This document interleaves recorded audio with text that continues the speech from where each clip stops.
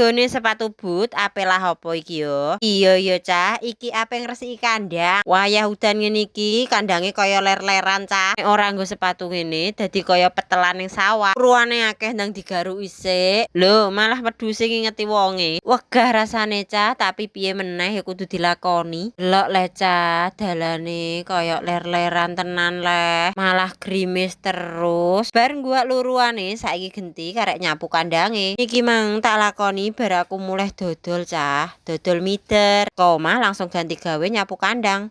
Lho lah kok malah rotiku dicolong kucing. Kucing iki apa ya kucing bule ya cah. Mangane ora iwak malah roti. Apa dhek vegetarian ya? Iki mono ora kucingku cah. Lho wis warek kae langsung tak tonongku selak mangan roti sing liyane cah. Delok ning meja entuk berkat 2 ember cah. Iki ora ono lawe langsung ape tak goreng ae. Kayak bumbu simpel bawang brambang lombok tambah terase. Ben ning genah diulek tambahi uyah ya cah. Terus diulek-ulek sampai lembut. Nek wis lembut karek engki numpangno wajan. Dan iku ning pawon wis mekan iki langsung wae tak tumpangno wajanku, tak oseng-oseng bumbu sing tak ulek mang. Dioseng-oseng ngantek wangi cah. Wis bar ngono langsung segone dijegurno ning jero wajan. Terus ndang diosang-oseng sampai rata.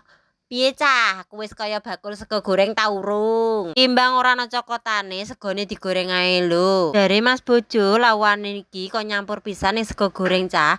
Apa iki dadi sego goreng semrawut ya jenenge? Ana iki mang tak ulek bumbune wis tak kei uyah, karek tak kei obat masak ae. Aja lali genine disukokno cah, diosang-oseng sampai rata. Enteni sampai mateng ya cah, aja lali dicicipi. Mateng langsung dijunjung. Walah, sego gorengku istimewa. Sore weteng lesu, udan grimis, pengen metu wegah. Yo wis solusine gawe sego goreng dhewe.